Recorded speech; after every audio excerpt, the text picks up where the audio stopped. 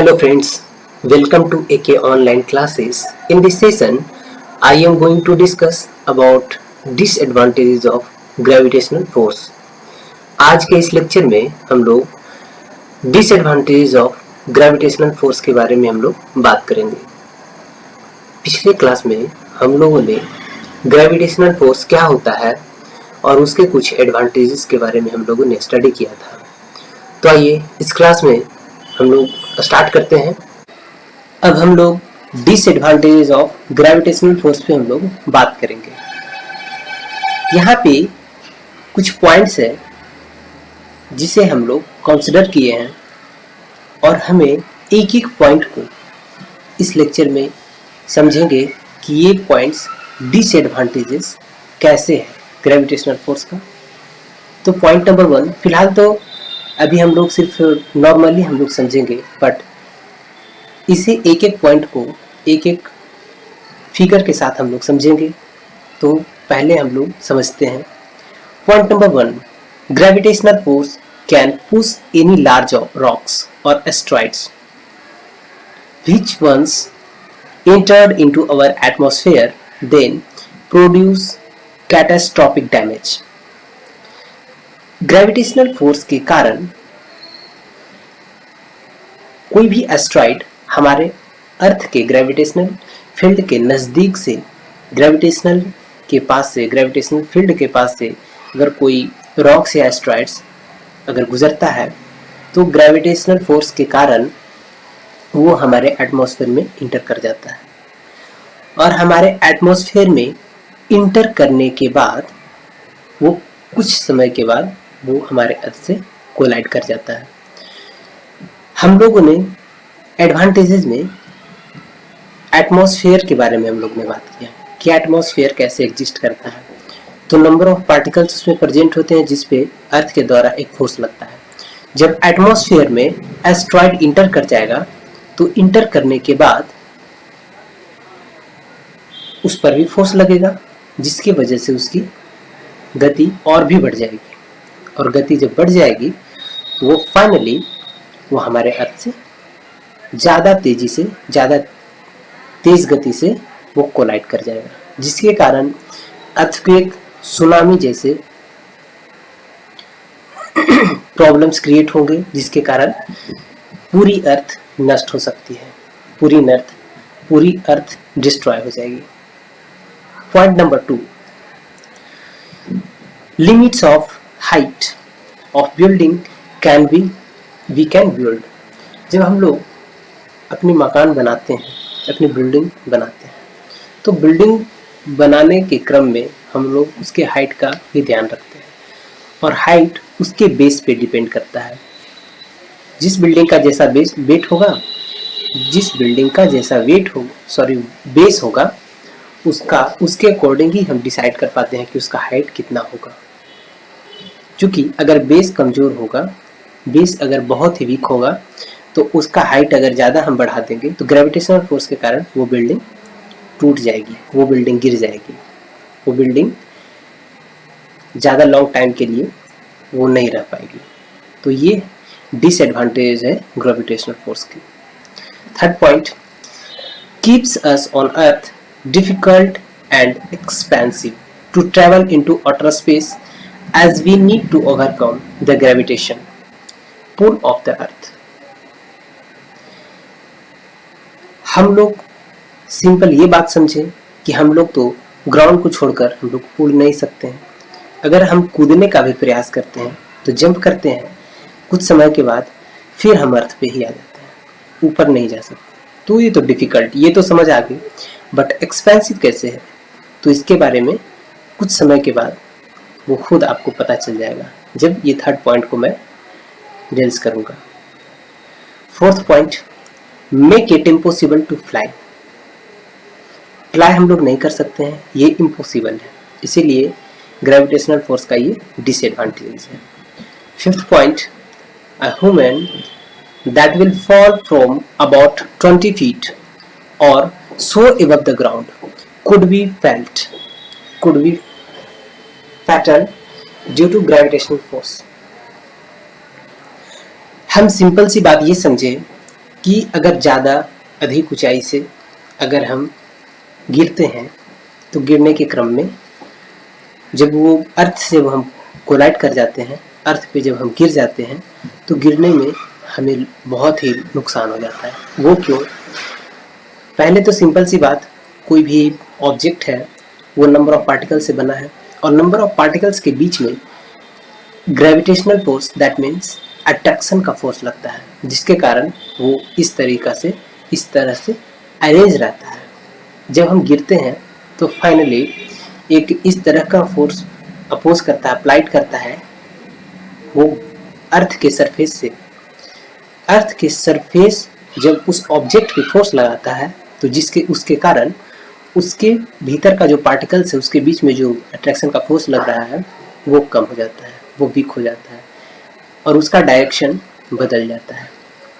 तो particles move करना start करता है। जब पार्टिकल्स मूव करता है तो पार्टिकल डिस्ट्रॉय हो जाएगा, तो हम गिरेंगे तो हम भी नहीं बच पाएंगे, काफ़ी चोटें आएगी। तो ग्रेविटेशनल फोर्स का ये डिसएडवांटेज है।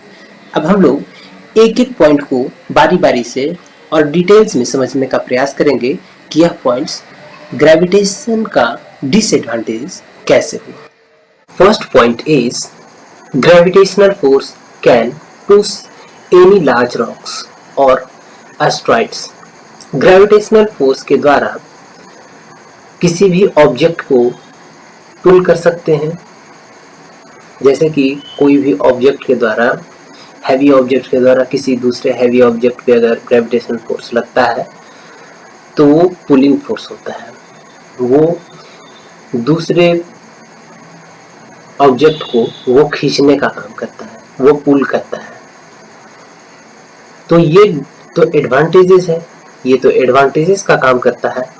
लेकिन मैंने फर्स्ट क्लास में ही मैंने ये बताया था कि जब लिमिटेशन से अगर ज़्यादा ग्रेविटेशनल फोर्स अगर लगने लगेगा किसी भी ऑब्जेक्ट पे तो वो डिसएडवांटेजेस का काम करेगा। जैसा कि अर्थ के द्वारा हम लोग पर पुलिंग फोर्स अप्लाई कर रहा है, ये ग्रेविटेशनल फोर्स है।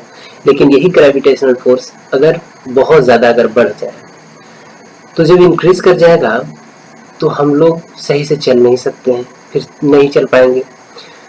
तो सही से नहीं चल पाएंगे तो ये मेरे लिए डिसएडवांटेजेस होगा।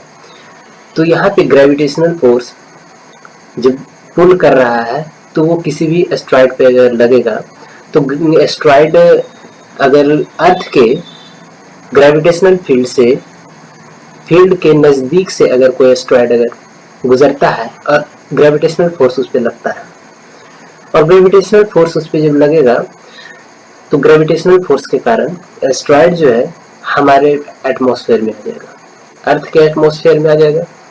और जब अर्थ के एटमॉस्फेयर में आ जाएगा तो ग्रेविटेशनल फोर्स के कारण कुछ समय के बाद वो हमारे अर्थ से टकरा सकता है नहीं, टकरा जाएगा।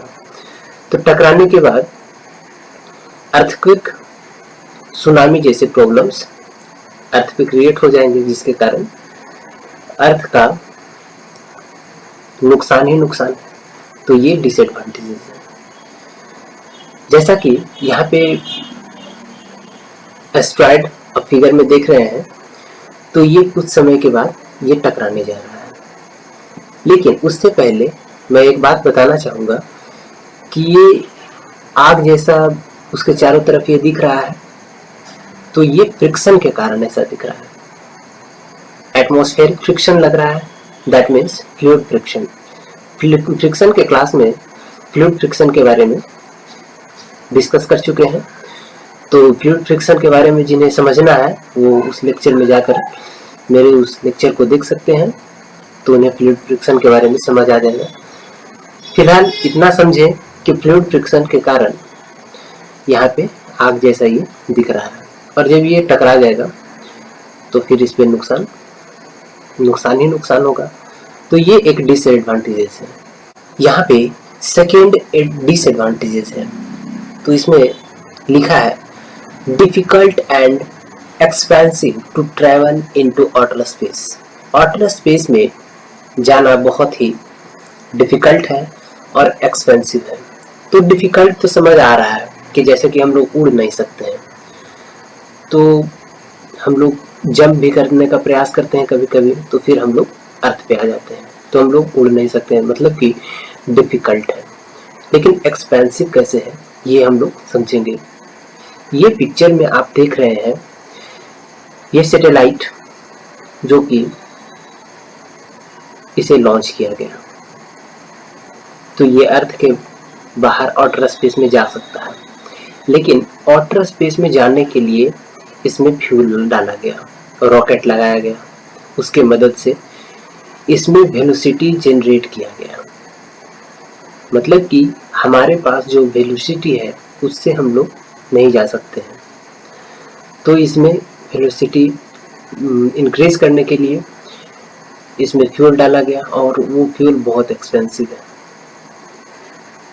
तो बहुत एक्सपेंसिव है, तो मतलब कि अगर हम जाना भी चाहें आउटर स्पेस में, तो ग्रेविटेशनल फोर्स को हमको रिमूव करना पड़ेगा। तो ग्रेविटेशनल फोर्स को रिमूव करने के लिए कुछ ना कुछ अमाउंट तो लगेगा ही, जैसे कि यहाँ पे फ्यूल के रूप में यहाँ पे यूज किया गया है, तो ये एक्सपेंसिव है, ठीक है। अदरवाइज हम लोग आउटर स्पेस में नहीं जा सकते हैं। आउटर स्पेस कहने का मतलब अर्थ के ग्रेविटेशनल फोर्स से फ्री होना। अर्थ के ग्रेविटेशनल फोर्स से हम फ्री होंगे तभी तो अर्थ के सराउंडिंग से हम बाहर निकल पाएंगे। तो ये डिफिकल्ट भी है और एक्सपेंसिव भी है, तो ग्रेविटेशनल फोर्स के कारण ही हो रहा है। तो ग्रेविटेशनल फोर्स इस केस में डिसएडवांटेजेस का काम कर रहा है। नेक्स्ट पॉइंट है falling of object on the ground eight A height. कोई भी ऑब्जेक्ट ग्राउंड के किसी हाइट से अगर वो ग्राउंड पे गिरता है, अर्थ के ग्राउंड पे, तो वो ऑब्जेक्ट डिस्ट्रॉय हो जाएगा, वो टूट जाएगा। वो कैसे, आइए हम लोग समझते हैं।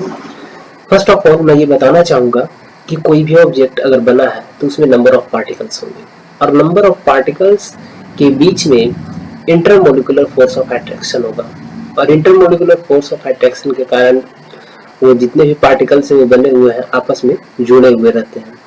जब वो ऑब्जेक्ट अर्थ के ग्राउंड पे गिरेगा एक बहुत ज़्यादा वेलोसिटी से, तो उसके जो अट्रैक्शन फोर्स है उसमें अनबैलेंसिंग आती है, और अनबैलेंसिंग आने के कारण वो पार्टिकल्स इधर उधर मूव करता है, और वो अलग भी हो सकता है, जिसके कारण ऑब्जेक्ट अनबैलेंस हो जाएगा और ऑब्जेक्ट डिस्ट्रॉय हो जाएगा।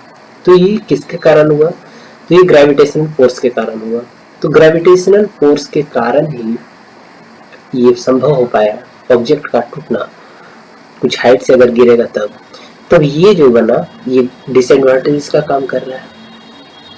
तो वैसे तो ऑब्जेक्ट कहीं कहीं पे अगर फॉल कर रहा है वो ज़रूरत के हिसाब से, तो वो एडवांटेज है, बट अगर ऑब्जेक्ट टूट जाता है तो ये डिसएडवांटेजेस है, ठीक है। तो ये कुछ डिसएडवांटेजेस थे, और यहाँ पे वैसे भी फिगर में यहाँ पे देख सकते हैं कि ऊपर